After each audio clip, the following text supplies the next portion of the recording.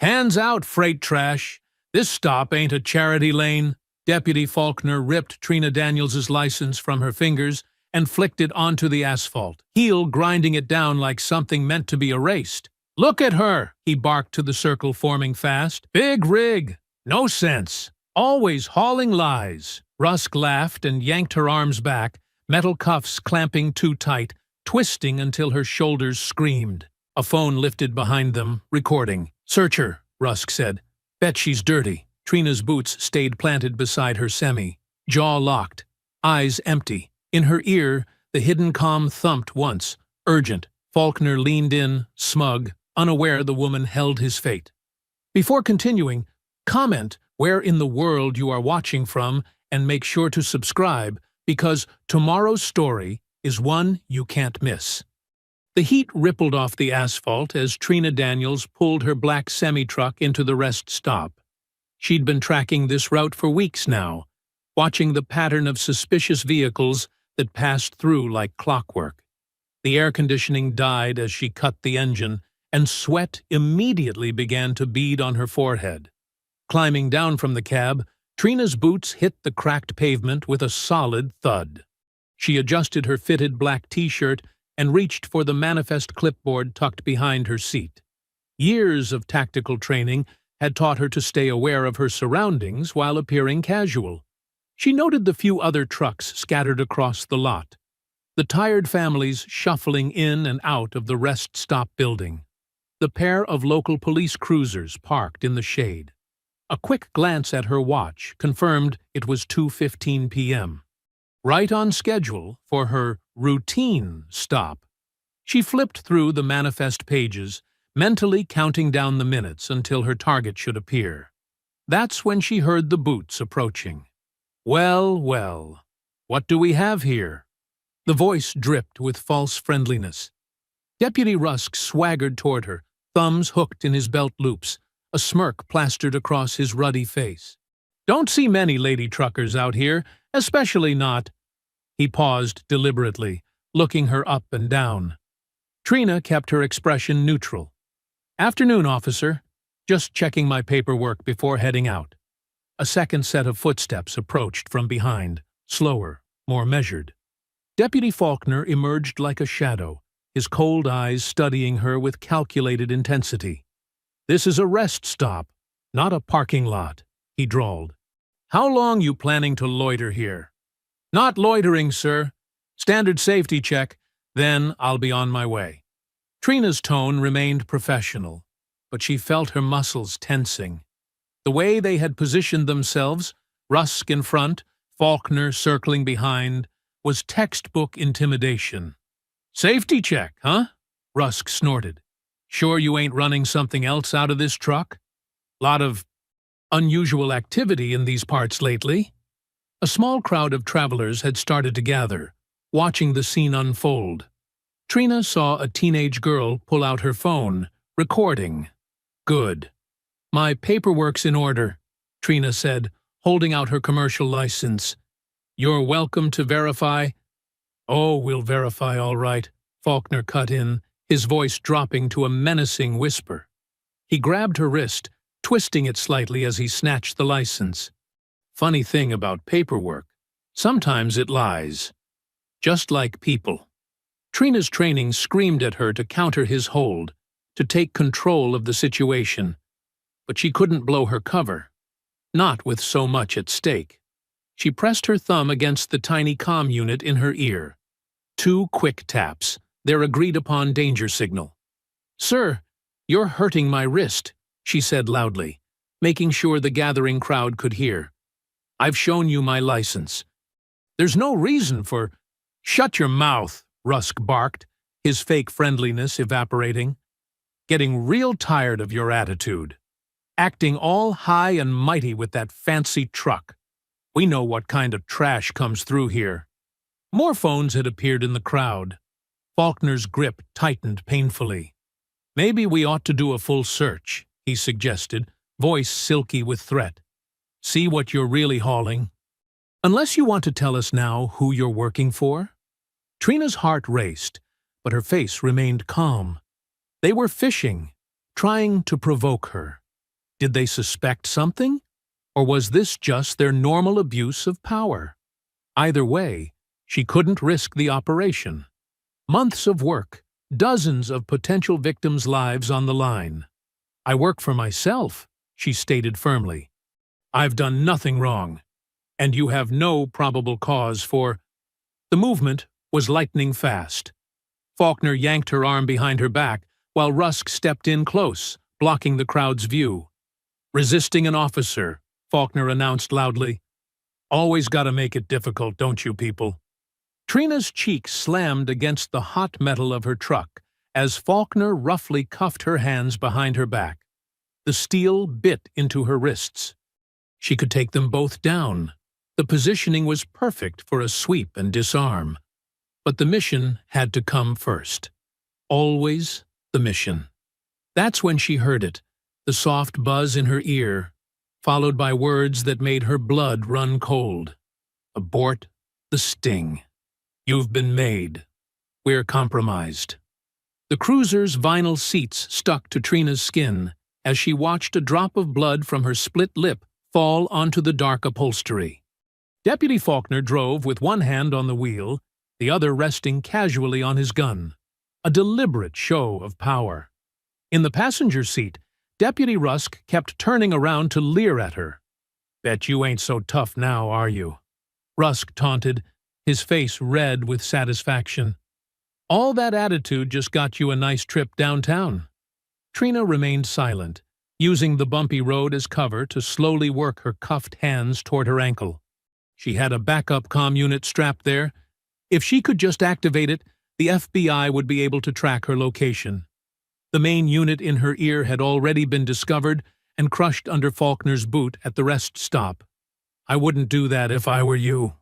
Faulkner's cold voice cut through the air. His eyes met hers in the rearview mirror. "Whatever you're reaching for, stop. Now." Trina froze. Faulkner pulled the cruiser over sharply, gravel crunching under the tires. Before she could blink, he was at the back door, yanking it open. His hands were rough as he grabbed her ankle, finding the hidden device. "Well, what do we have here?" He examined the small black unit, then crushed it between his fingers. "You just don't learn, do you?" His voice dropped to a whisper. "Try another smart-ass move like that, and you'll be leaving here in much worse shape than you arrived. Understood?" The threat hung in the air like smoke. Trina met his gaze steadily, but stayed silent. Faulkner's eyes were dead, the eyes of someone who enjoyed causing pain. Back on the road, Trina watched through the window as they passed the rest stop again. Her heart sank as she spotted a black transport truck pulling out, the very one she'd been monitoring for weeks. She knew what was inside. Young girls, stolen lives, headed for God knows where. All her careful surveillance, blown in an instant. At the station, they roughly marched her through a side entrance.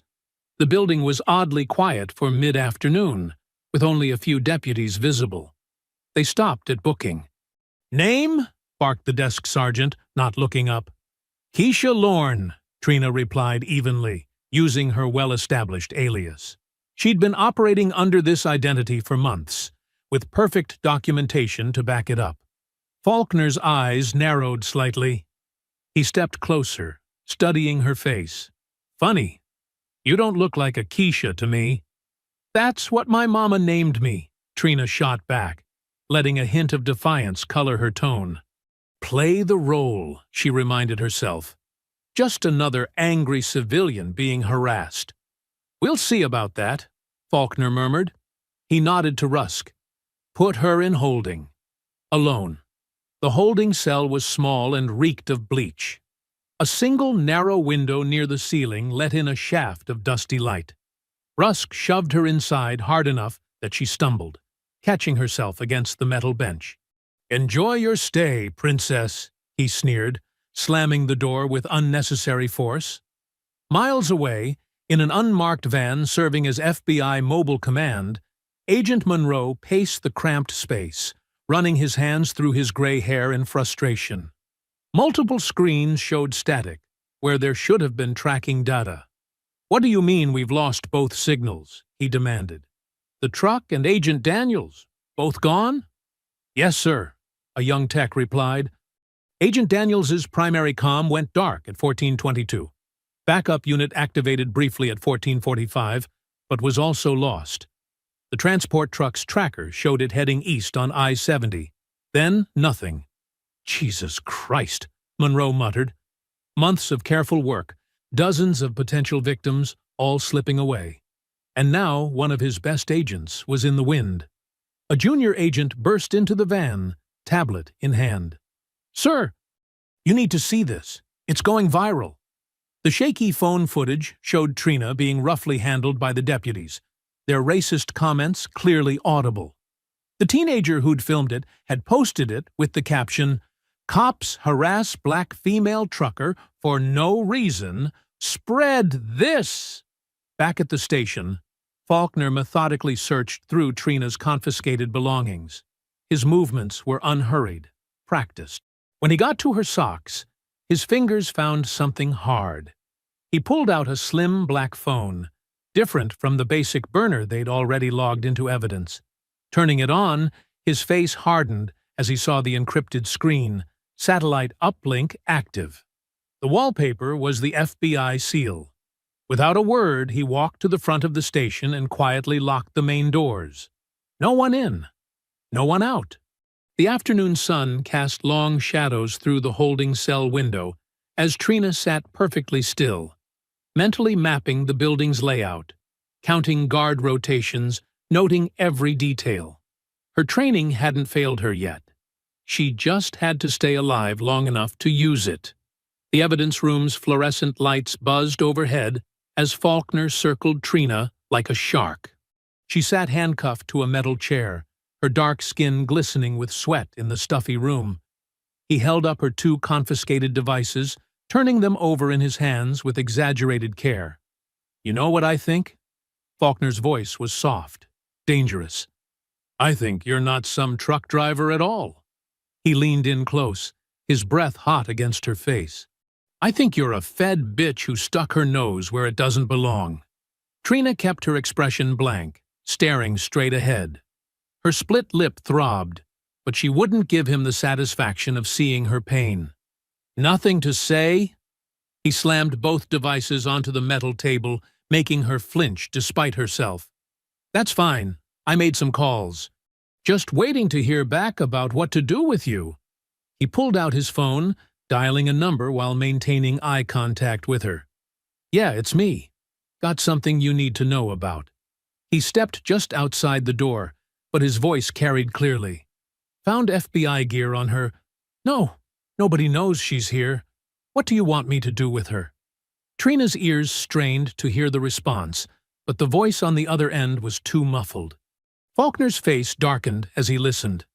Meanwhile, in the dispatch room, Officer Miguel Diaz pretended to file paperwork while watching the scene unfold through the glass partition. His hands shook slightly as he watched Faulkner return to the evidence room. This wasn't right. None of this was right. Faulkner stalked over to the room's thermostat, cranking it up. "Gets mighty hot in here without AC," he drawled. "Especially in summer. Especially when the ventilation's bad." He flicked off the lights, leaving only the dim glow from the hallway. "And it's amazing how many equipment malfunctions we have. Cameras, air conditioning, lights. Anything could happen, and nobody would know." Sweat rolled down Trina's back, but she kept her breathing steady. She'd endured worse in ranger training. The darkness didn't scare her. It was an advantage if she could get free. Down the hall, Deputy Rusk sat at a computer terminal, methodically deleting security footage.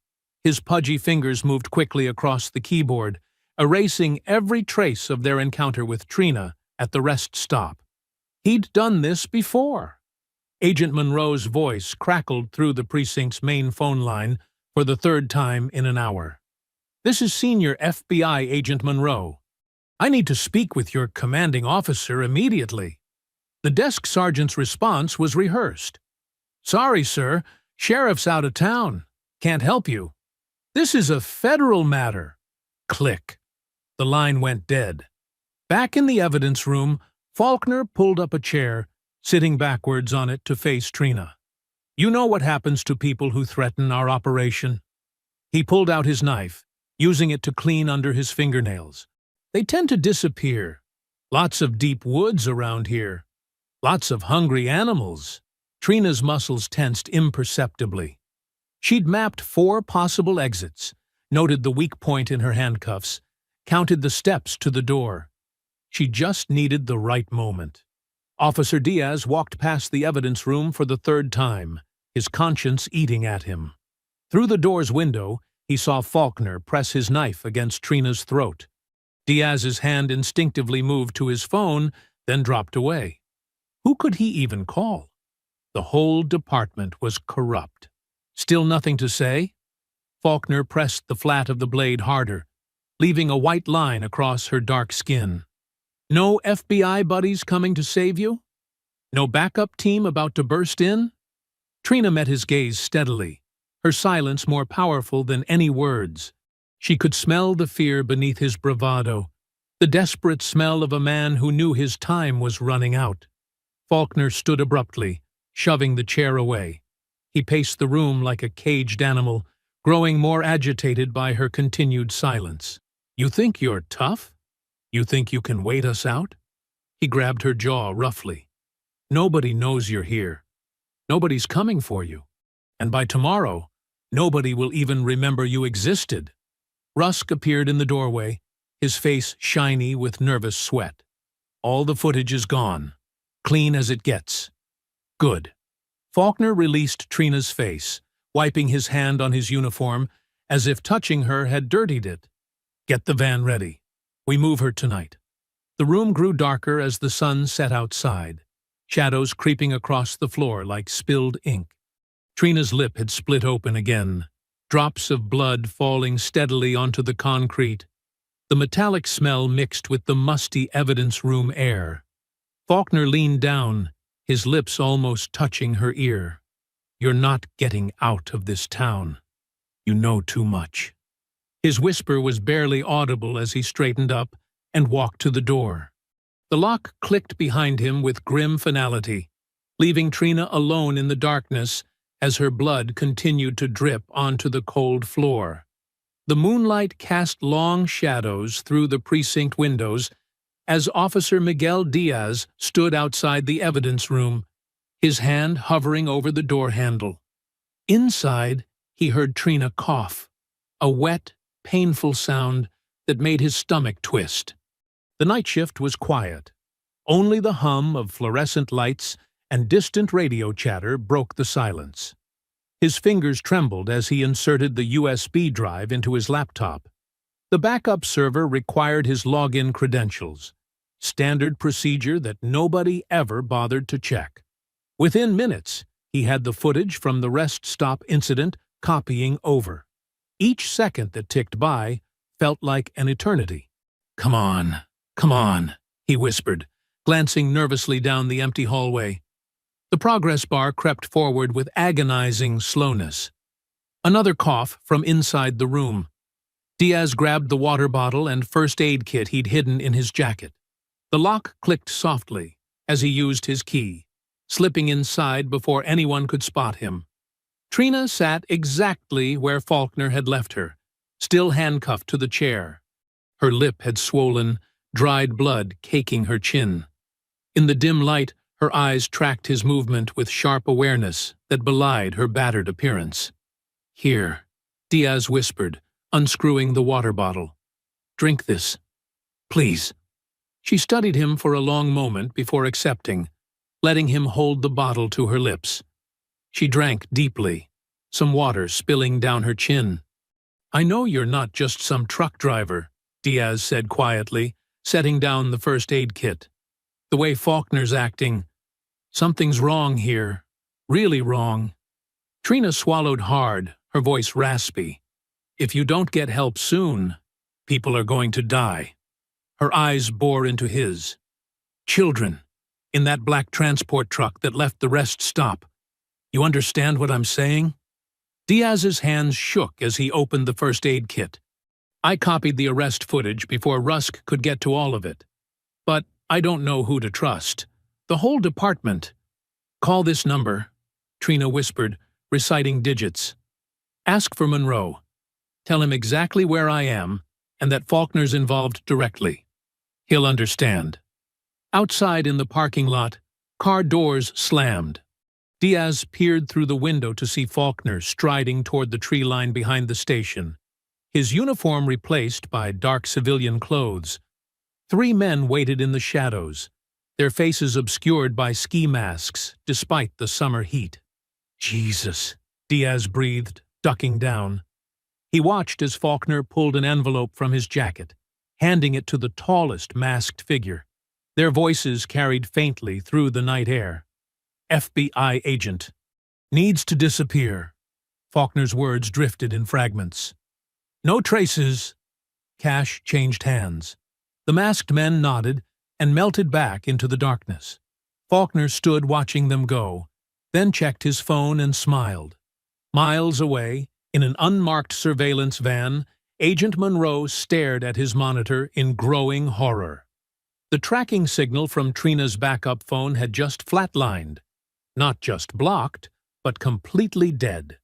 He tried triangulating her primary comm unit again. Nothing. Something's wrong, he muttered, grabbing his keys. Call the state police. I want backup at that station now. His team scrambled to comply, but Monroe knew they were too far away. Whatever was happening at that precinct, Trina was on her own. Back in the evidence room, Diaz helped clean Trina's split lip with antiseptic wipes. I'll make that call as soon as my shift ends. 2 hours. Just hang on. Earlier is better, Trina said. But I've got my own plans. She nodded toward the water bottle he'd brought. Leave that when you go. Diaz frowned but didn't ask questions. He packed up the first aid kit and moved to the door. I'll keep watch. Try to buy you some time. As soon as he left, Trina went to work. Her fingers, though numb from the tight cuffs, managed to grip the metal bottle cap. The vent cover above her was old, its screws loose from years of vibration. One by one, she began working them free. Outside, Diaz paced the hallway, his police radio crackling with routine traffic stops and domestic disturbance calls. Every footstep made him jump. Every shadow could be Faulkner returning. The USB drive felt like it was burning a hole in his pocket. He checked his watch. 11:47 p.m. The night stretched endlessly ahead as the sound of metal scraping against metal whispered through the evidence room door. From his post, Diaz could see straight down the main hallway to the booking area. Deputy Rusk sat at the desk, playing games on his phone, obviously bored with night shift duty. The security cameras in the corner blinked their red lights steadily, except for the one pointing at the evidence room. That light was dark. Through the window, Diaz watched Trina work methodically at the vent, her movements precise despite her restraints. The metal cap spun against the screws with quiet determination. One screw clattered to the floor, then another. She caught them before they could make noise. The radio squawked, Unit 4, respond to possible 1054 at Miller's Creek. Rusk's voice came back. Copy that, en route. The front door slammed as Rusk left, leaving the station even emptier. Somewhere in the building, a phone started ringing. It went unanswered. The vent cover creaked softly as another screw came loose under Trina's relentless work. Diaz checked his watch again. 11:52 p.m. The night crawled by like molasses as he stood guard, every minute feeling like an hour, while behind him the sounds of Trina's escape attempt continued with quiet persistence. The darkness pressed in around Trina as she squeezed her aching body through the narrow vent shaft. Years of dust coated her clothes, and every movement sent shooting pains through her bruised ribs. The basement archives stretched below her like a maze of shadowy shelves and forgotten files. With practiced silence, she lowered herself down, landing in a crouch between 2 tall filing cabinets. The musty smell of old paper and damp concrete filled her lungs. Her training kicked in. Assess, adapt, survive. First priority. Get oriented. Pale emergency lights cast a sickly glow through the underground space. Row after row of metal shelving units created a grid pattern that stretched into the darkness. Water dripped somewhere in the distance, each drop echoing off the concrete walls. "Security panel has to be down here somewhere," she whispered to herself, keeping her voice low enough that it wouldn't carry. Moving carefully despite her injuries, Trina crept along the walls, scanning for electrical fixtures. Her fingers traced along rough concrete until they found what she was looking for. A utility access panel hidden behind a stack of moldy cardboard boxes. The panel's lock was simple enough. She pulled a bobby pin from her hair and had it open in seconds. Inside, a maze of wires and circuit breakers presented itself. Trina smiled grimly. This was the station's central nervous system. She traced the security circuits, found the one she needed, and carefully redirected power from the camera feeds. Now she just had to find the armory before anyone noticed. The basement layout was fairly standard for a small-town precinct. Trina moved deeper into the shadows, past shelves crammed with evidence boxes and case files yellowed with age. Her bare feet made no sound on the cold floor. They'd taken her boots during processing. The armory door stood at the end of a short hallway, its heavy metal frame a stark contrast to the crumbling walls around it. Another lock, this one more sophisticated. It took her nearly 2 minutes to defeat it. "Seriously," she breathed as the door swung open. The weapon racks were almost completely bare, just empty hooks and dust where rifles and shotguns should have been. Faulkner had clearly been planning ahead. But there, in a forgotten corner under some old riot gear, she found it. A battered X-26 taser, probably considered too old for service, but still functional. The charge indicator showed green when she tested it. Better than nothing. A bank of old security monitors caught her eye, pushed against the back wall. Most were dark, but 3 still displayed grainy feeds from external cameras. Trina's pulse quickened as she noticed the timestamp on the footage. Just a few hours old. She rewound the feed, scanning backwards until she found what she needed. The black transport truck appeared on screen, turning east out of the rest stop. She followed its progress across multiple camera views until it turned onto Route 16, heading straight for the abandoned Midwest Meats processing plant. "Got you," she whispered, memorizing the route. That facility had been shut down years ago after health code violations. Perfect cover for trafficking operations. Suddenly, heavy footsteps pounded overhead. A door slammed, followed by shouting. Trina's muscles tensed as Faulkner's voice carried through the ceiling. "She's loose in the building. Lock it down, now." Radio static crackled. Then Rusk's excited reply. "Copy that. All units converge on the station. Suspect is considered dangerous." Trina moved fast, plotting her escape route. The basement had to have an emergency exit. She found it behind a row of filing cabinets. A metal door with a push bar, probably rusted shut from disuse. More footsteps above, running now. Flashlight beams swept the stairwell leading down to the archives. Time was up. Her fingers found the keypad lock beside the emergency door. 4 digits. Standard building code would use the station's founding date. She punched in 1958, and the lock clicked open. Shouts echoed from the stairwell. "Check the basement! She has to be down here!" Trina gripped the taser tightly and took a deep breath. The door would trigger an alarm. But that didn't matter now. She could hear Rusk's heavy breathing as he descended the stairs. Outside, crickets chirped in the pre-dawn darkness. 100 yards of open ground separated the station from the tree line. Red and blue lights began strobing in the distance as backup units responded to the call. Meanwhile, on a lonely stretch of county road, Agent Monroe's sedan crawled to a stop behind what appeared to be a drunk driver weaving across both lanes. Standard procedure would be to call it in, but something felt off. The driver's movements were too deliberate, too calculated.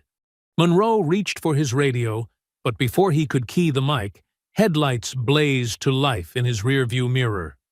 A truck roared out of the darkness, engine screaming. His last thought was that he should have waited for backup. Back at the station, Trina pressed her shoulder against the emergency exit. The metal groaned in protest, decades of rust fighting against her. Behind her, flashlight beams danced across the walls as officers searched the basement room by room. "Where are you, you sneaky bitch?" Rusk's voice echoed off the concrete. "Come out, and maybe we won't have to hurt you too bad." Trina threw her full weight against the door. It burst open with a shriek of tortured metal, triggering alarms throughout the building. Cold night air rushed in as she stumbled out into the darkness. Sirens wailed to life, painting the world in alternating red and blue. Dogs barked in the distance. The woods beckoned, offering cover less than 100 yards away, but her injuries slowed her down. Each step sent fire through her ribs and bare feet. "There! By the emergency exit!" someone shouted. Flashlight beams swept toward her as she ran. Taser clutched tightly in her bloody fingers. The pre-dawn mist clung to the ground as Trina moved through the dense pine forest, each step calculated and precise despite her injuries. Blood had soaked through her black t-shirt, where Faulkner's questioning had reopened a wound in her side. The fabric was sticky and warm against her skin. She paused behind a thick tree trunk, listening intently. Distant sirens still wailed back at the station, but out here, only the earliest bird song broke the silence.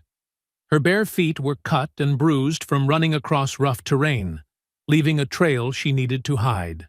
Fast. Trina dropped to one knee beside a fallen log, scooping up handfuls of dark mud. The cool earth felt good against her burning skin as she methodically covered her arms and legs, breaking up her silhouette. She lifted her shirt carefully and packed mud against the bleeding wound, gritting her teeth at the sting. It wasn't sterile, but it would help slow the blood loss until she reached her cache. "Just like Rangers training," she muttered, remembering similar exercises in Georgia's swamps. Use the terrain. Become invisible. She moved in careful bounds between covered positions, counting her steps. 5 miles to her emergency cache. 4 hours until full daylight. The odds weren't great, but she'd survived worse. Back at the station, Faulkner paced in front of 6 deputies equipped with tactical gear and K-9 units. His voice was cold and precise as he briefed them. "Subject is armed and extremely dangerous," he barked. "She's already attacked officers and destroyed evidence. Shoot on sight, but make it clean. Self-defense only." He shared a meaningful look with his most trusted men. Rusk hung back in Faulkner's office, typing quickly on a computer.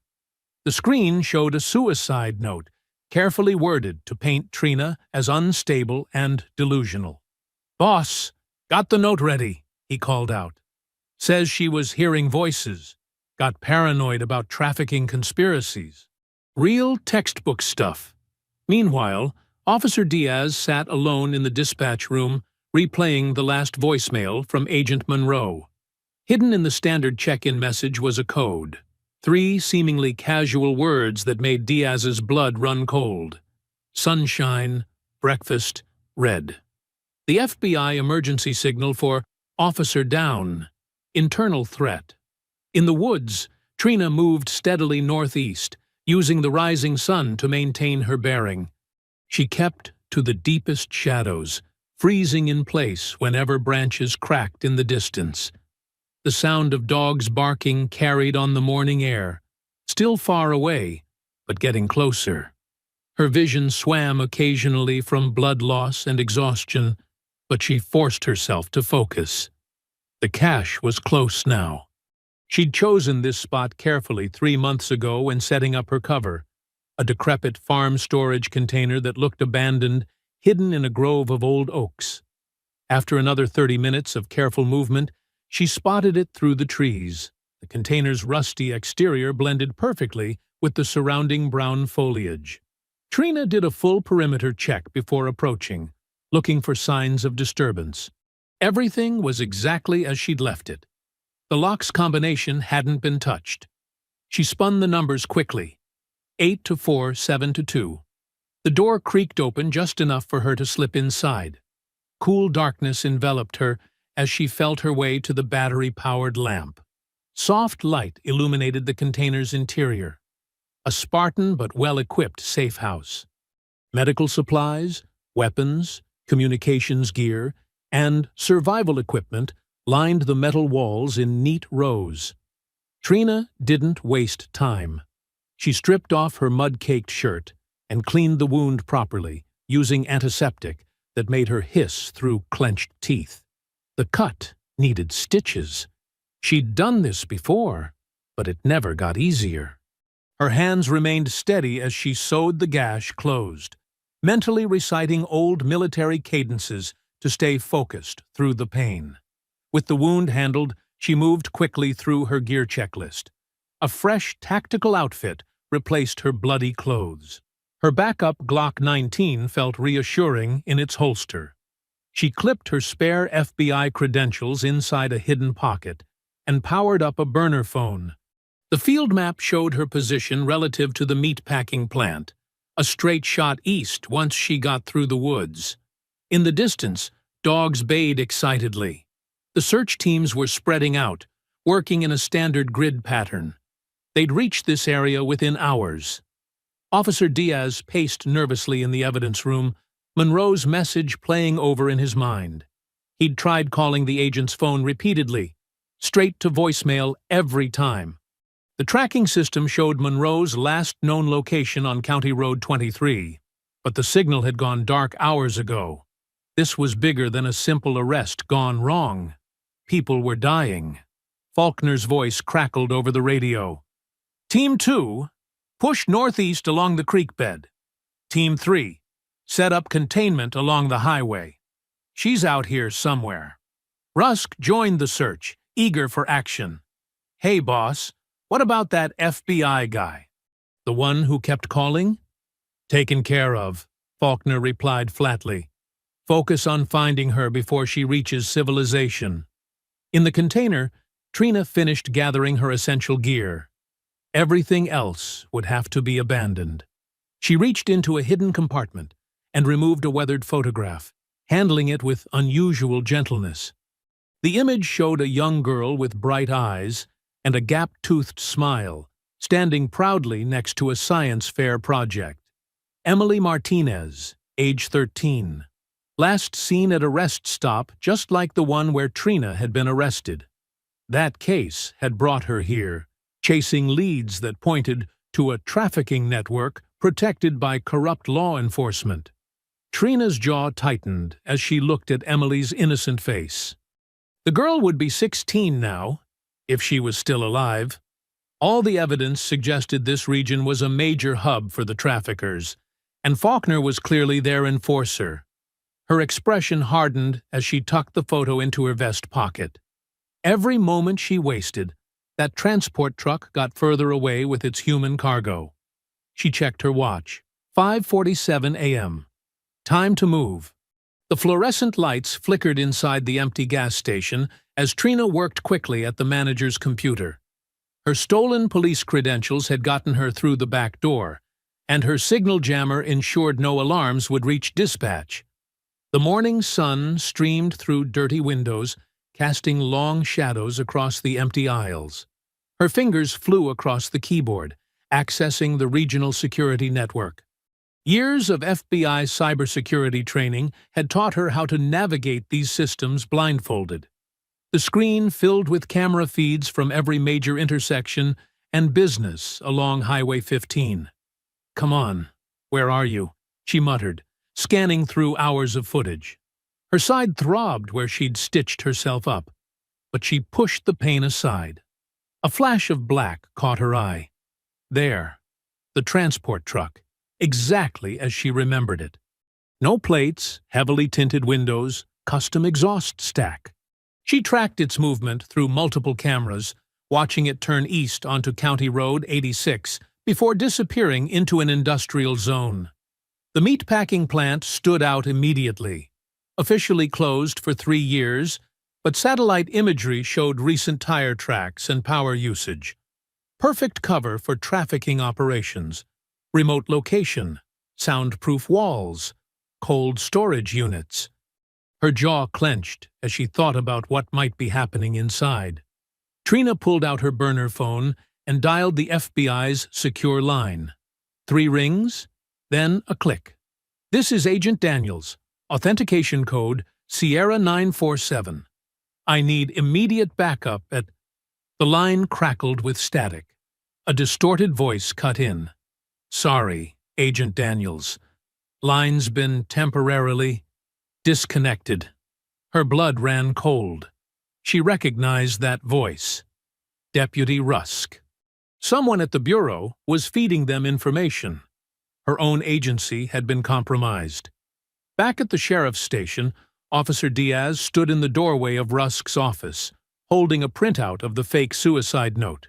"This is wrong," Diaz said, his voice steady despite his racing heart. "We both know she didn't write this." Rusk's face darkened as he stood up from his desk. "You need to learn when to shut your mouth, rookie. I'm calling internal affairs. This whole department needs—" Rusk's fist connected with Diaz's stomach before he could finish. The younger officer doubled over as Rusk grabbed him by the collar. "You ain't calling nobody," Rusk snarled, dragging Diaz down the hallway. They reached a storage room filled with old files and equipment. "Take some time to think about your career choices." The door slammed shut. The lock clicked. Diaz pounded on the metal surface, but the soundproofed room swallowed his shouts. Miles away, at an isolated stretch of highway, Deputy Faulkner stood over the body of the transport truck's driver. The man had outlived his usefulness. Loose ends needed tying up. Faulkner wiped his knife clean and took the keys from the dead man's pocket. The truck's cargo was secure in the meatpacking plant's cold storage. 7 girls, all under 15, drugged and ready for processing. The buyers were already lined up, money transferred through offshore accounts. Everything was falling into place, except for one loose end named Trina Daniels. Back at the gas station, Trina accessed a different system, the surveillance drone network used by local news stations. She'd borrowed the login credentials during her initial undercover work. The drones provided real-time aerial coverage of major roads and infrastructure. She guided one of the drones toward the meatpacking plant, keeping it high enough to avoid detection. The thermal imaging showed multiple heat signatures inside the building, small clusters that didn't move like adults. Her stomach turned. A black SUV appeared on the feed, driving up the plant's access road. The vehicle stopped, and a familiar figure stepped out. Deputy Faulkner, still in uniform, carrying a briefcase. He walked with the confidence of someone who owned the place. Because he did. Trina zoomed the camera in, recording everything. Faulkner unlocked the main entrance and disappeared inside. Minutes later, lights came on in the administrative section. Through the windows, she could see him laying out papers on a desk, making calls, running his operation like any other business. "Got you," she whispered, saving the footage to a secure cloud server. This wasn't just a corrupt cop taking bribes or providing protection. Faulkner was the mastermind, using his badge and department resources to run a sophisticated trafficking ring. The security cameras showed more vehicles arriving, expensive cars with tinted windows, buyers coming to inspect the merchandise. Trina's hands shook with rage as she watched men in suits being escorted inside by armed guards. She checked her weapons and ammunition one last time. The Glock felt heavy against her hip, loaded with hollow points. A backup piece was strapped to her ankle. In her vest pocket, Emily Martinez's photo seemed to burn against her chest. a reminder of what happened when these monsters went unchecked.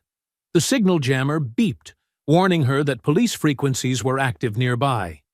Search teams were sweeping this area now, working their way systematically from the station.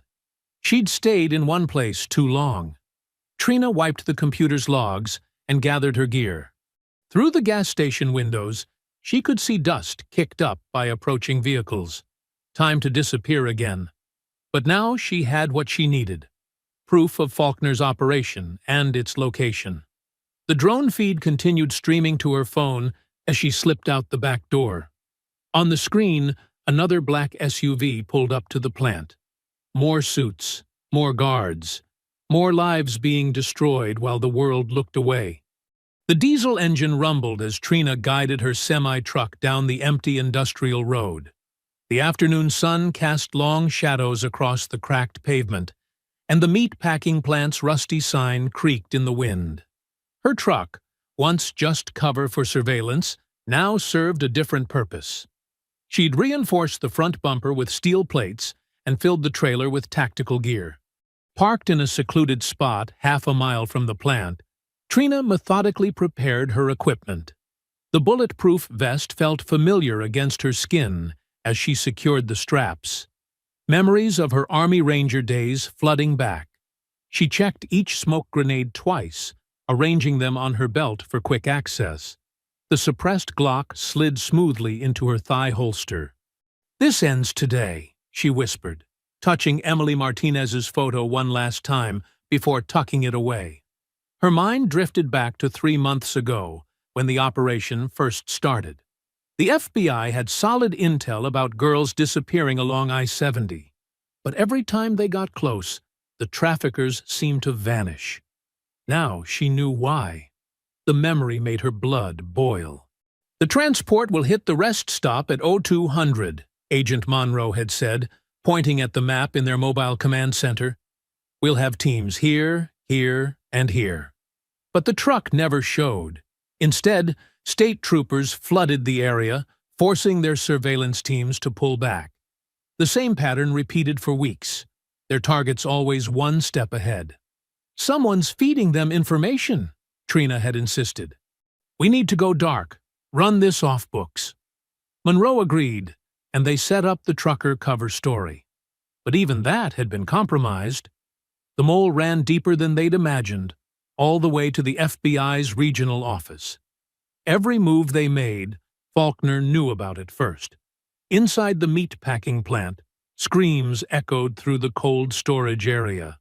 Faulkner stood over a teenage girl, maybe 14, who'd tried climbing through a ventilation shaft. Her lip was split, eye swollen shut. "You think you can just walk away?" he snarled, grabbing her hair. "After what I paid for you?" The girl whimpered as he dragged her back to the holding area. Other girls pressed themselves against the walls of their cells, trying to become invisible. Faulkner's phone buzzed, another buyer wanting to inspect the merchandise. Back in her truck, Trina set up her laptop and connected to a secure satellite uplink. The camera's red light blinked on, recording her face in the dim cabin. "My name is Special Agent Trina Daniels, FBI Undercover Operations," she began, her voice steady. "What I'm about to show you documents a human trafficking operation run by Deputy Clyde Faulkner of the Missouri State Sheriff's Department." She uploaded everything: drone footage, financial records, surveillance photos, arrest reports showing patterns of missing girls, names, dates, locations, all of it backed up with hard evidence. Faulkner uses his position to protect traffickers, targeting vulnerable girls and women across 5 states. He's murdered at least one federal agent and countless victims. This isn't just corruption. It's systematic evil hiding behind a badge. Her finger hovered over the send button. The files would go to every major news outlet, social media platform, and law enforcement agency simultaneously. No one could bury this. "To Deputy Faulkner," she continued, staring directly into the camera, "I'm coming for you. No more hiding. No more victims. Tonight, you answer for everything." She hit send. Multiple progress bars filled her screen as the files uploaded. Within minutes, notifications started popping up. Downloads, views, shares. The truth was out, spreading faster than anyone could stop it. Trina checked her watch. The sun had almost set, painting the sky blood red. Through her binoculars, she counted 4 guards patrolling the plant's perimeter. Armed but sloppy, more used to intimidating teenage girls than facing actual resistance. She started the engine, feeling its powerful vibration. The reinforced bumper could easily take down the front gate. Smoke grenades would provide cover while she breached the building. Years of tactical training had prepared her for this moment. Her radio crackled with police chatter. They'd found her message. Faulkner's voice cut through the static, ordering all units to the plant. But it would take them at least 15 minutes to arrive. More than enough time. The truck's headlights cut through the gathering darkness as Trina accelerated down the access road. The guard at the gate barely had time to raise his weapon before 3 tons of steel slammed through the barrier. Metal screamed against metal as the gate crumpled under her bumper. Trina was already moving, pulling pins from smoke grenades as she leapt from the cab. The devices arced through the air, spreading thick white clouds across the loading dock. Confused shouts and gunfire erupted from multiple directions, but the bullets hit nothing but smoke. Her suppressed Glock made hardly a sound as she dropped the first guard. The second went down before he could radio for help. Through her tactical goggles, heat signatures showed the remaining guards clustering near the main entrance, exactly where she wanted them. More smoke grenades rolled across the concrete, creating a wall of cover. Trina moved like a shadow through the chaos, weapon raised, closing in on the building's entrance.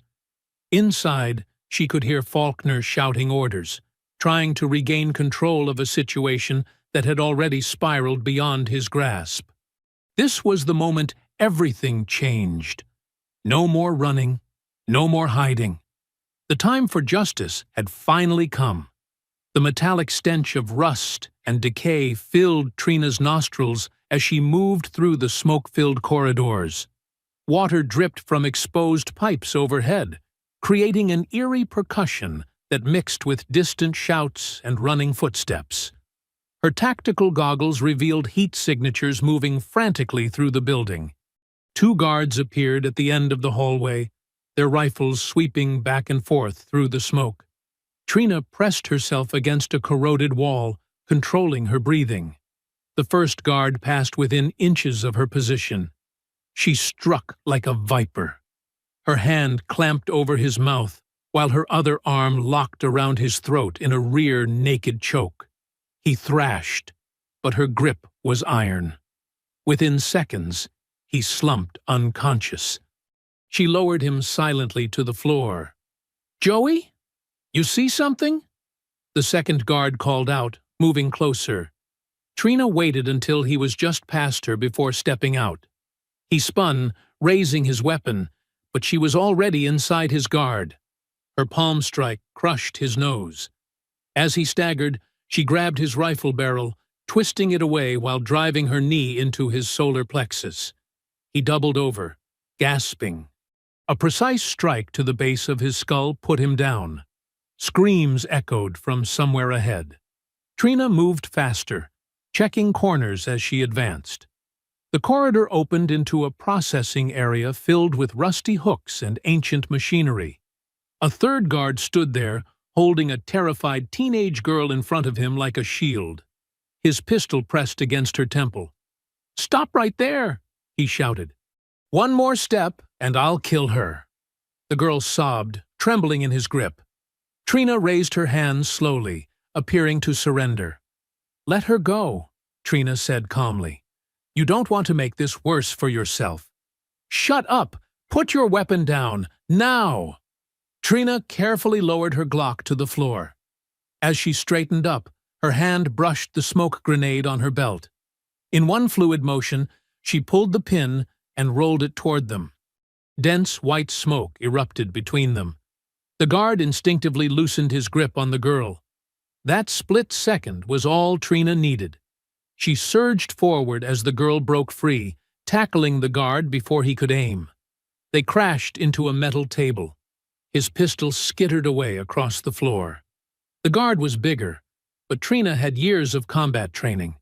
She blocked his wild punch and countered with sharp elbow strikes to his face. When he tried to grapple, she used his momentum against him, sweeping his legs and taking him down hard. A quick armbar hyperextended his elbow until something popped. His scream cut off as she choked him unconscious. "Are you hurt?" Trina asked the girl, who huddled against a wall. No, she stammered. "There are others. In the freezer." "Show me." The girl led her to a massive walk-in cold storage unit. The heavy door was secured with a padlock. Trina shot it off and pulled the door open. The blast of frigid air carried the sounds of whimpering and quiet sobs. 12 girls huddled together on the frozen floor, dressed in thin clothes. The youngest couldn't have been more than 10. Their eyes were wide with terror as Trina entered. "I'm FBI," she said softly, showing her badge. "I'm getting you all out of here. Can you walk?" They nodded, helping each other stand on trembling legs. Trina guided them through the smoke-filled corridors toward the loading dock where her truck waited. The trailer was equipped with emergency supplies: blankets, water, food, and first aid kits. "Stay quiet and stay together," she instructed as she helped them climb inside. "Lock this from the inside. Don't open it for anyone but me. I'll knock 3 times, pause, then twice more. Understand?" They nodded, wrapping themselves in blankets. Trina secured the trailer and headed back inside. On a security monitor near the loading dock, she spotted Faulkner in what looked like a central office, barking orders into a radio. Suddenly, gunfire erupted from multiple directions. 4 men in tactical gear appeared at both ends of the corridor, rifles raised. Trina dove behind a concrete pillar as bullets chipped away at the edges.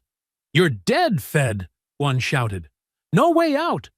Trina touched her wounded side, feeling fresh blood. She'd lost too much already. But giving up wasn't an option. She pulled her last smoke grenade and threw it, using the cover to sprint toward a side passage. A rifle stock swung at her head. She ducked, grabbing the weapon and driving her knee into the attacker's groin. As he doubled over, she wrenched the rifle away and slammed the butt into his face. He went down hard. The second man charged, trying to tackle her. Trina sidestepped, using his momentum to throw him into a wall. His head crashed through a rusted pipe, releasing a spray of pressurized steam. He screamed, clutching his scalded face. More bullets forced her into a roll. Pain exploded in her leg as a round grazed her thigh. She came up firing, catching the third attacker in the shoulder. He dropped his weapon, stumbling backward. The fourth man had a clear shot. Trina threw herself sideways as his rifle barked. The bullet missed her head by inches. She crashed through a rotting drywall partition, buying precious seconds. Her hands found a length of broken pipe. When he stepped through the hole after her, she swung it like a baseball bat, connecting with his temple. He crumpled, without a sound. Steam continued spraying from the ruptured pipe, filling the corridor with scalding mist. Somewhere in the distance, flames began to lick at exposed insulation. The fire would spread quickly through the old building. Gritting her teeth against the pain in her leg, Trina checked her weapon and started limping toward the central office. Each step sent fresh agony through her thigh, but she pressed on. Faulkner was waiting up ahead. It was time to finish this. The command office loomed ahead, its grimy windows flickering with fluorescent light. Trina pressed her back against the wall beside the door, steadying her breathing. Her leg throbbed where the bullet had grazed her, and fresh blood trickled down her side. She tightened her grip on her Glock and kicked the door open. "Don't move!" she commanded, sweeping her weapon across the room. Faulkner stood behind a metal desk, his arm locked around a young girl's throat. A hunting knife pressed against her skin. The girl couldn't have been more than 14, tears streaming down her face. Well, well, the fed bitch found her way upstairs. Faulkner's drawl dripped with contempt. His uniform was splattered with blood. Not his own. "Drop the gun, or I open her throat. You're surrounded, Faulkner. FBI tactical teams are already in position." Trina kept her voice steady, despite the burning in her wounds. "It's over." He laughed, a hollow sound that echoed off the metal walls. "You government garbage think you're so smart. Always playing by the rules, filling out your little forms." The knife pressed deeper, drawing a whimper from the girl. "But I own this county. Have for years. Let her go. This is between us now." "Between us?" His face twisted with rage. "You have no idea what you've walked into. Your precious Agent Monroe found out the hard way. Wrapped his car around a tree about 6 hours ago." Trina's stomach clenched, but she kept her expression neutral. "You're lying." "Am I? Check your phone, if you can find it. But I'm guessing you won't be getting any calls from Arthur anymore." Faulkner's grin widened. "See? I've got friends in places you can't touch. People who make sure problems like you disappear. Big talk from a small-town cop hiding behind a child." "Small town?" He pressed the blade harder, drawing a thin line of blood. "I run more product through this route than you'll see in your whole career. Girls, drugs, weapons, whatever pays. And no Fed above my pay grade will touch me." Trina's eyes darted to a metal cup on the desk near Faulkner's right hand. In one fluid motion, she fired at it. The cup exploded, spraying hot coffee across his face. He jerked back instinctively, loosening his grip on the girl. "Run!" Trina shouted. The girl twisted free and bolted for the door. Trina's second shot caught Faulkner in the shoulder, spinning him against the wall. But instead of going down, he launched himself across the desk with surprising speed. His tackle drove them both to the floor. The gun skittered away as they crashed into a filing cabinet. Faulkner's fist connected with Trina's wounded side, sending waves of agony through her body. She countered with an elbow strike to his throat, but he barely seemed to feel it. "I'm gonna enjoy this," he growled, wrapping his hands around her neck. Trina bucked and thrashed, but his weight pinned her down. Black spots danced at the edges of her vision as his thumbs dug into her windpipe. She clawed at his face, but he just squeezed harder. Her hand found a loose piece of metal on the floor, part of a broken chair. She swung it desperately, catching him in the temple. His grip loosened for a split second. That was all she needed.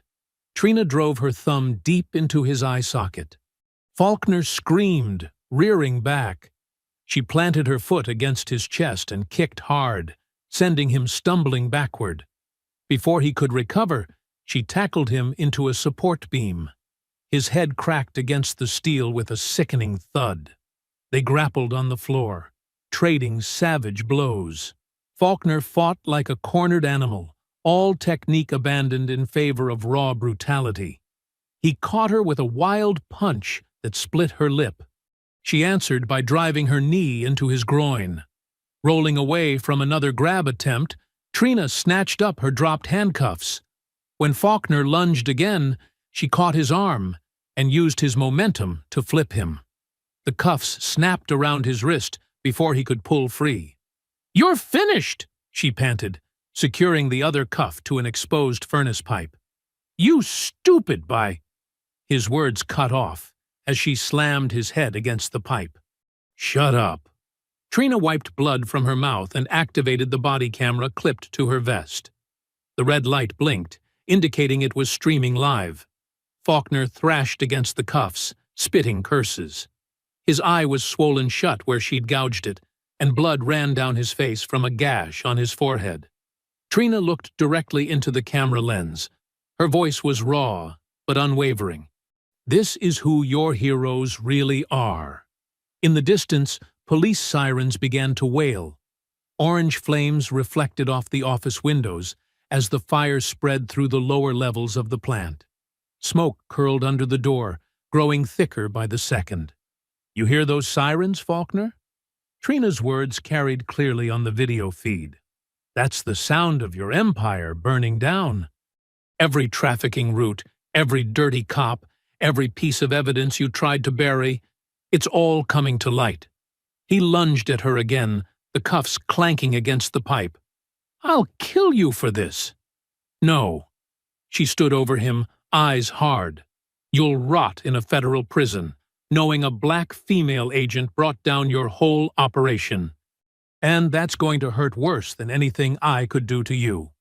The sirens grew louder, multiple units converging on the plant. Through the window, emergency lights painted the smoke-filled sky in strobing red and blue. Fire alarms shrieked through the smoke-filled corridors of the meatpacking plant. Trina stood over Faulkner, her body camera still streaming, while emergency lights painted the office in surreal flashes of red. Those girls you tried to sell? She pressed her boot against his shoulder, making him wince. They're going home to their families. But you? You're never seeing daylight again. The building trembled as another explosion rocked the lower levels. Smoke poured through the vents, thick and acrid. Outside, a police helicopter's spotlight swept across the windows, and dozens of voices shouted commands through bullhorns. FBI! This is a federal operation! All units hold position! Trina grabbed Faulkner's keys and unlocked the cuffs from the pipe, quickly resecuring them behind his back. On your feet, she ordered, hauling him up.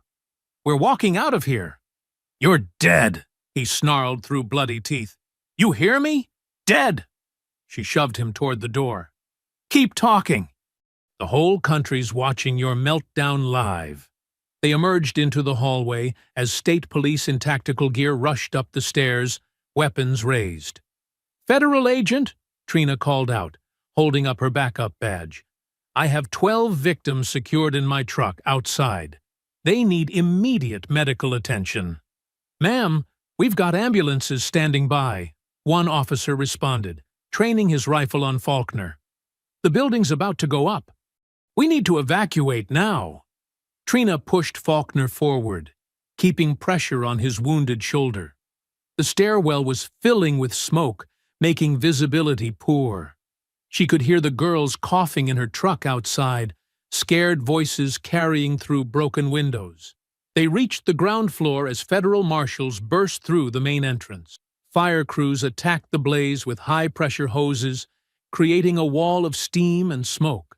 Trina's legs trembled from blood loss, but she maintained her grip on Faulkner. Get those girls out first, she shouted to the rescue teams.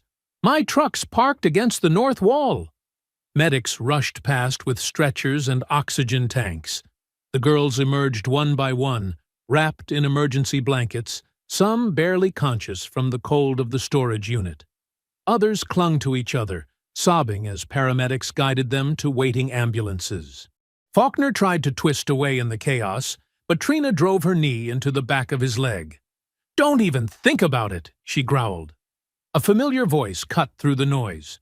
Agent Daniels! Officer Diaz pushed through the crowd, his face bruised and uniform torn. He clutched a USB drive in his shaking hand. I got out, picked the lock after Rusk left. I have everything. Deleted footage, phone records, internal communications. Federal agents immediately surrounded him, securing the evidence. Diaz looked at Faulkner with disgust. I recorded your calls too, Deputy. The ones about Agent Monroe. Faulkner lunged at the young officer, but Trina yanked him back. Two marshals grabbed his arms as news helicopters circled overhead, their spotlights creating a dizzying pattern of shadows and glare. Agent Daniels, a senior FBI tactical commander, approached. We found Monroe's car. It was staged to look like an accident, but we have tire marks indicating a pit maneuver. This is now classified as a domestic terrorism investigation." Trina nodded, her vision starting to blur. The adrenaline was wearing off, and her wounds screamed for attention. "The girls? Make sure they're safe first. They're being transported to secure medical facilities," the commander assured her. "We have protective details assigned to each one." Federal agents led Faulkner toward an armored transport van. He was still shouting threats, but his voice had taken on a desperate edge. The live stream from Trina's body camera had destroyed any chance of his connections protecting him. Paramedics rushed to Trina's side as her knees buckled. "Multiple GSWs. Severe blood loss," one called out, catching her before she hit the ground. "We need a gurney over here." They eased her onto a stretcher, cutting away her vest to assess her wounds. The pain hit her in waves now, making it hard to focus. Through the haze, she saw Diaz giving his statement to federal investigators, pointing out other officers involved in the conspiracy. The plant's upper floors were fully engulfed now, flames reaching into the night sky. Fire crews fought to contain the blaze as evidence teams rushed to secure what they could from the offices. "BP's dropping," a medic announced, starting an IV. "We need to move her now." As they loaded her into an ambulance, Trina caught one last glimpse of Faulkner being shoved into the transport van. Their eyes met through the smoke. His face had gone slack, the reality of his situation finally sinking in. All his power, his connections, his years of corruption, rendered meaningless by a single live stream. The medics closed the ambulance doors, shutting out the chaos. Trina let her head fall back against the stretcher as they inserted a second IV line. Outside, more sirens approached. State police, FBI evidence response teams, federal prosecutors. The system she'd fought so hard to fix was finally moving, grinding into action with unstoppable momentum. "Hold still, Agent," the medic said, checking her wounds. "You've lost a lot of blood, but we've got you stabilized." Trina nodded weakly, the edges of her vision growing dark. The last thing she saw before losing consciousness was the red and blue emergency lights reflecting off the ambulance's ceiling, pulsing like a heartbeat in the night. Trina's eyes fluttered open to the steady beep of heart monitors. Sunlight streamed through hospital blinds, casting thin stripes across crisp white sheets. Her body ached, but the sharp pain had dulled to a manageable throb thanks to IV painkillers. A small TV mounted in the corner played CNN at low volume. The headline scrolling across the bottom read, "Breaking, FBI busts major trafficking ring, corrupt police implicated." "Multiple federal indictments handed down this morning," the anchor reported. Deputy Clyde Faulkner and 4 other members of the Morrison County Sheriff's Department face charges including kidnapping, human trafficking, civil rights violations, and the murder of a federal agent. The screen showed Faulkner being led into the federal courthouse in shackles, his face bruised from their fight. Deputy Rusk followed, head down, shoulders slumped. 3 other deputies Trina recognized from the department walked the same path of shame, all in cuffs. "The entire department has been placed under emergency federal authority," a Justice Department spokesperson announced from a podium. "We have evidence of systematic corruption going back years. This case represents a complete failure of local law enforcement leadership." A nurse entered, checking Trina's vitals. "Good to see you awake, Agent Daniels. You've had quite a few visitors waiting." Before Trina could respond, 2 senior FBI officials walked in. Assistant Director Phillips from D.C. and the special agent in charge of the Kansas City field office. "Agent Daniels," Phillips said, pulling up a chair. "How are you feeling?" "Like I got hit by a truck," Trina replied, her voice hoarse. "But I'll live." "We need to debrief you," the SAC said. "But first, you should know. We found the mole." Trina's heart rate picked up slightly. "Inside the bureau?" Phillips nodded grimly. "Senior analyst in our trafficking task force. He was feeding intel to Faulkner's operation for months. That's how they knew to redirect resources away from your surveillance position. Faulkner rolled on him fast once we had him in custody, the SAC added. Gave up names, dates, payment records, everything. What about Monroe? Trina asked quietly. Phillips's face softened. His death won't be in vain. The evidence he gathered, combined with Officer Diaz's recordings and your live stream, it's bulletproof. No deals, no reduced sentences. They're going away for life.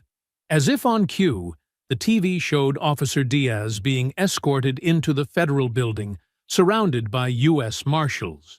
The anchor explained he was providing key testimony under witness protection. A commotion in the hallway drew their attention. Several families were arriving, guided by victim services coordinators.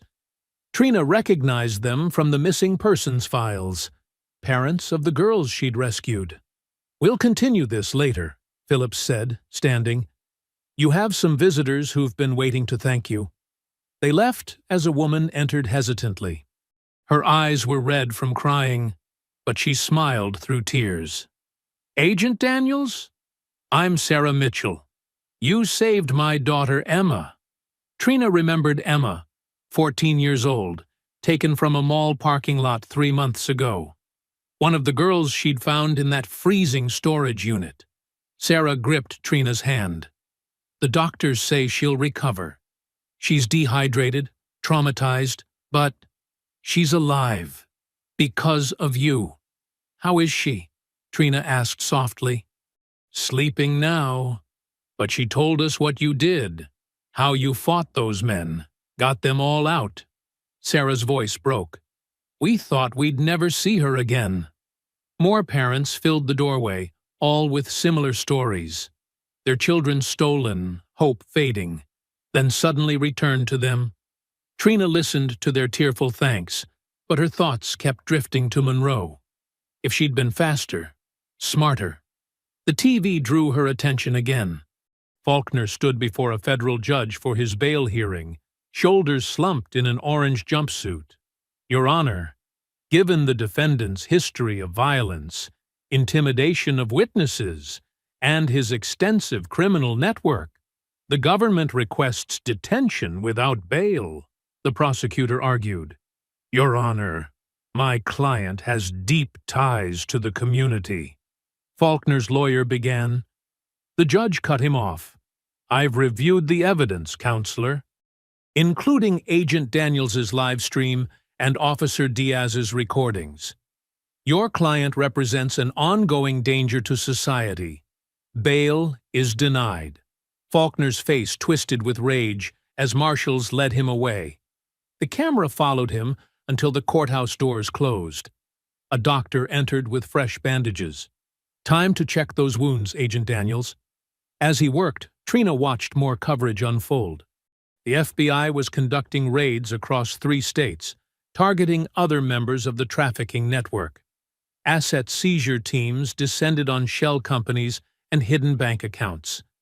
The entire operation was being dismantled piece by piece. Your sutures are holding well, the doctor said, but you need rest. No more heroics for a while. Trina nodded absently, her eyes still on the TV. They showed Monroe's photo now, his official FBI portrait in suit and tie. Killed in the line of duty, the anchor said. His sacrifice helped expose this criminal enterprise. Agent Daniels? A nurse appeared with a phone. Call from the FBI director's office. They want to discuss your medal ceremony. Tell them later, Trina said quietly. I need some time. The nurse nodded and withdrew. Trina watched more parents arriving, heard more tearful reunions in nearby rooms. The pain and guilt over Monroe's death still gnawed at her. But seeing those families, maybe that was the best way to honor his memory, finishing what they'd started, making sure justice was served. The TV showed Faulkner one last time, being led to a prison transport. The man who'd thought himself untouchable, now headed for a supermax cell. His kingdom of corruption had crumbled, exposed to the light of day. The anchor's words summed it up perfectly. A dark chapter in law enforcement history comes to an end. 3 weeks later, Trina stood at the base of the federal courthouse steps, adjusting her crisp FBI dress uniform. News vans clogged the streets, their satellite dishes reaching toward the morning sky. 2 distinct crowds had formed, trafficking survivors and their families on one side, supporters of the accused officers on the other, held apart by barricades and federal marshals. "Agent Daniels!" reporters shouted, thrusting microphones forward. "Any comment on today's proceedings?" She walked past them silently, flanked by FBI protective detail. Her wounds had mostly healed, though her ribs still ached when she breathed deeply. The courthouse's heavy doors swung open, revealing the metal detectors and security checkpoints within. Inside the packed courtroom, Trina sat in the front row behind the prosecution table. Faulkner and his co-defendants filed in wearing orange jumpsuits, chains rattling. Deputy Rusk wouldn't meet anyone's eyes, but Faulkner stared directly at Trina, his face a mask of hatred. "All rise," the bailiff called, as Judge Harriet Monroe, no relation to the fallen agent, took the bench. The United States District Court for the Eastern District of Missouri is now in session. The prosecutor's opening statement was devastating. "This case isn't just about corruption," she began. "It's about power and its systematic abuse, about officers sworn to protect, who instead became predators." When Trina took the stand, the courtroom fell silent. She spoke clearly, methodically, describing the initial confrontation at the rest stop. The viral video played on screens throughout the courtroom. Faulkner shoving her against the truck, Rusk laughing as they violated her rights. "And what happened after they took you to the station?" the prosecutor asked. "Deputy Faulkner isolated me in a holding cell," Trina testified. "He turned off the air conditioning, cut the lights, said he could make me disappear and no one would know." She recounted her escape through the vents, the shootout in the woods, finding Agent Monroe's body. Her voice remained steady as she described storming the meatpacking plant, freeing the imprisoned girls, and her final confrontation with Faulkner. The defense attorney tried to rattle her on cross-examination. "Isn't it true you violated department policy by acting alone? That you endangered those girls with your reckless actions?" "I followed FBI protocols for compromised operations," Trina replied calmly. "When faced with imminent danger to trafficking victims, agents are authorized to take immediate action." Officer Diaz testified next, his hands shaking slightly as he described years of witnessing abuse and corruption. "There was a code of silence," he explained. "Anyone who spoke up disappeared or had their lives destroyed." Faulkner ran the department like his personal crime syndicate. The prosecution played his secret recordings, deputies discussing payoffs, trafficking routes, ways to cover up misconduct. Rusk slumped lower in his chair with each damning piece of evidence. A teenage girl testified from behind a privacy screen, her voice quavering. "They kept us in that freezing room for days. No food, no blankets. When we cried, they'd hurt us worse." Other survivors followed, each account more horrifying than the last. Financial records revealed a complex web of shell companies and offshore accounts. Money flowed from trafficking operations through corrupt police departments in Missouri and Illinois. The prosecution connected every dollar to specific crimes: bribes, murders, kidnappings. "This wasn't just a few bad officers," the prosecutor explained. "This was an organized criminal enterprise operating under color of law." During a brief recess, Faulkner tried to stare down a witness in the hallway. Marshals immediately tackled him as he lunged forward, dragging him back to holding. The judge cited him for contempt. The jury received the case at 3 p.m. By 5:30, they had reached verdicts on all counts. The courtroom buzzed with tension as the forewoman stood. On the count of conspiracy to commit kidnapping, guilty. On the count of human trafficking, guilty. On the count of civil rights violations, guilty. On the count of first-degree murder of a federal agent, guilty. The litany continued. Guilty on every charge for every defendant. Rusk began sobbing openly. Two other deputies slumped forward in defeat. Faulkner sat rigidly, jaw clenched, as his empire crumbled. Judge Monroe's voice cut through the murmurs. Deputy Clyde Faulkner, please rise. He stood slowly, chains clinking. You have committed crimes that shock the conscience, she began. You used your badge as a weapon against the vulnerable. You betrayed every principle of law enforcement and basic human decency. The harm you've caused cannot be measured. She paused, fixing him with a steely gaze. This court sentences you to life imprisonment without the possibility of parole, to be served at ADX Florence Supermax facility. You will spend the rest of your days in a concrete box, forgotten by the world you terrorized. The judge turned to address the other defendants. Rusk received 40 years. The remaining deputies got 30 each. As marshals led them away, survivors and families in the gallery embraced, crying tears of relief and vindication. Trina remained seated, watching Faulkner's back as he shuffled toward prison. His shoulders were slumped now, his arrogance finally broken. The aura of power he'd wielded like a weapon had evaporated, leaving only a common criminal in chains. Outside the courthouse, reporters clamored for statements. The U.S. Attorney outlined plans to investigate other departments. Survivors' families thanked prosecutors through tears. Protesters from both sides slowly dispersed as the verdicts spread across social media. That evening, the FBI field office auditorium was lit softly, rows of empty seats facing a simple podium. No press allowed, just agents, support staff, and a handful of high-ranking officials. The ceremony was scheduled after hours to avoid media attention. Trina sat in the front row, her dress uniform pressed and perfect. Her hands rested quietly in her lap, fingers occasionally brushing the still tender spots on her ribs. The room filled silently, agents nodding respectfully as they passed. Nobody spoke above a whisper. FBI Director Walsh approached the podium, his silver hair catching the light.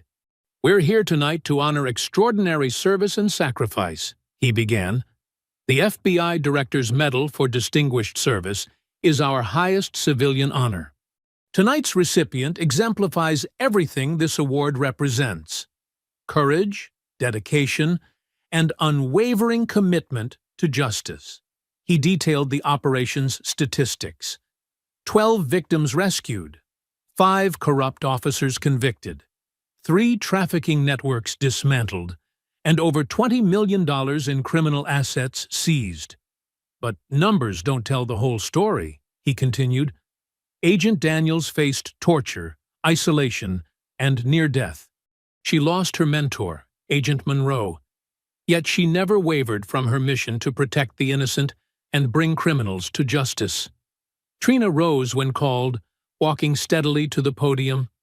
The medal gleamed gold against dark blue fabric as Director Walsh pinned it to her lapel. The audience stood, applauding. She accepted with a simple nod, no speech needed. Her eyes scanned the crowd, noting the empty chair where Monroe should have been. Outside, camera flashes burst like lightning through the tinted windows. Reporters shouted questions. Agent Daniels, how does it feel? Any comment on the new oversight legislation? What's next for your career? She walked past them, face neutral, into a waiting bureau SUV. On the ride home, she watched breaking news on her phone. The Justice Department had announced sweeping reforms: mandatory federal oversight for rural police departments, new anti-trafficking task forces, expanded witness protection programs. The ripples spread quickly. In Tennessee, 3 deputies resigned after Internal Affairs launched an investigation. Mississippi saw 5 officers arrested for similar corruption. A police chief in Arkansas killed himself when evidence emerged linking him to trafficking operations. The blue wall was cracking.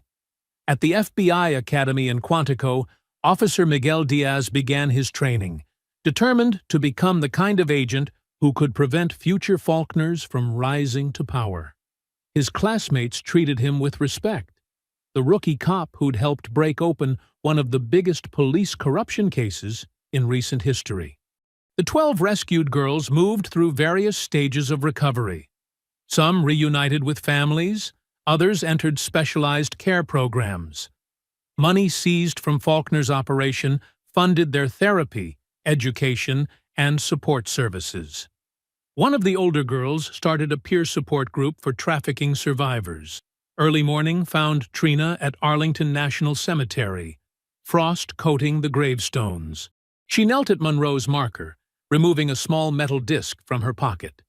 She'd had her badge number etched into it, along with the words, "You were right. Sometimes the system works." She pressed it into the soft earth beside the headstone. "You taught me to trust the process," she whispered, "to believe in justice, even when it seemed impossible." Birds called softly in the distance as the sun began to rise. Back at her apartment, Trina sat at her desk and opened her laptop. The resignation letter was already drafted, each word carefully chosen. She'd revised it dozens of times over the past week, but the core message remained the same.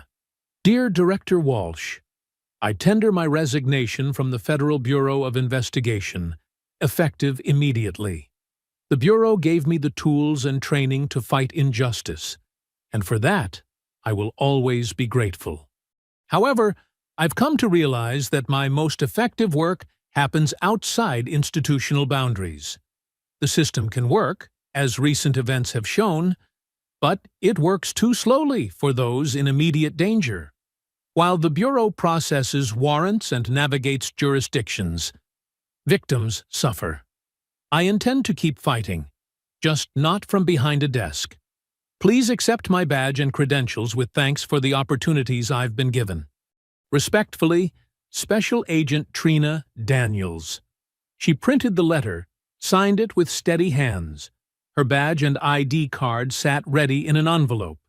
Tomorrow she would hand-deliver them to the director's office, then walk away from the career she'd built. The media frenzy continued outside her building. Reporters camped on the sidewalk, hoping for a quote or photo. Questions about her next move filled the airwaves, but Trina kept her silence. Let them speculate. She had work to do. Her phone buzzed, a text from Diaz at the academy. "First firearms qual tomorrow. Wish me luck." She smiled slightly, typing back. "You've got this. Remember, breathe through the trigger pull." On her living room wall, photos of the rescued girls smiled back at her. Not crime scene photos or evidence markers, but new images. Girls in therapy sessions, playing basketball, studying for GEDs, beginning to heal. Their strength reminded her why the fight mattered more than the institution. The setting sun painted her apartment in shades of orange and gold. Tomorrow she would start a new chapter, but tonight she allowed herself to rest, knowing she'd kept her promise to Monroe, to never stop until justice was served. 6 months later, the rising sun painted golden streaks across a busy truck stop off Interstate 40. The place hummed with morning activity. Families grabbing breakfast, truckers checking manifests, tourists stretching their legs. A gleaming black semi-truck stood apart from the others, its polished surface reflecting the dawn light. The truck's trailer bore a new logo in silver and blue.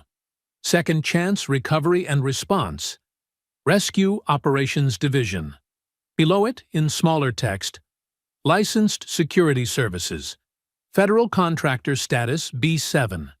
Trina Daniels stepped down from the cab, wearing the same style black shirt and tactical pants she'd always favored. Her boots hit the pavement with familiar confidence. The badge on her hip wasn't FBI anymore. It displayed the credentials of her own organization, fully licensed and legally sanctioned to conduct rescue operations. She moved to the back of the trailer where 4 other people waited. Miguel Diaz, now a certified field agent, checked communication gear alongside Sarah Chen, a former state prosecutor who'd quit to join Trina's team. 2 other volunteers, both combat veterans with medical training, organized supplies and tactical equipment. "Morning brief in 5, Trina announced, her voice carrying the same quiet authority it always had. Latest intel just came in. A radio played from a nearby maintenance bay, the morning news filtering through static. Former Deputy Clyde Faulkner's appeal was denied by the Federal Circuit Court yesterday. His life sentence stands. In related developments, 3 more officers connected to his trafficking network were convicted last week in Tennessee." Trina allowed herself a small nod of satisfaction before turning back to her team. The system was working, slowly but surely grinding forward. But she'd learned that justice needed both institutional power and direct action. That's why she'd created this organization. The trailer's interior looked nothing like its exterior. Custom-built compartments housed surveillance equipment, medical supplies, and defensive gear. Everything legally registered and properly licensed. No more working in shadows, now they operated in full daylight with proper authority. "Target location is confirmed," Diaz reported, pointing to a map display. "Local law enforcement is already notified of our contracted status. No jurisdictional issues this time." Sarah added, "Warrants are clean." Judge Franklin signed off personally. "We've got full authority to enter and secure." Trina checked her own equipment. Radio, protective vest, first aid kit. Everything in its place. Everything by the book. The weight felt familiar but different now. This was her operation, her rules, her way of doing things right. A yellow school bus pulled into the lot, stopping briefly. A teenage girl bounded down the steps, wearing a backpack covered in colorful pins. She was one of the 12 they'd rescued from Faulkner's operation. Now she lived with a foster family nearby, attending regular school, rebuilding her life. She spotted Trina and waved enthusiastically. Trina returned the wave, remembering how this same girl had huddled terrified in that meatpacking plant 6 months ago. The transformation still amazed her. What safety and support could do for a wounded soul. "You coming to group tonight?" the girl called out. She attended a survivor support program that Trina's organization helped fund. "Not tonight," Trina answered. "But I'll be there next week.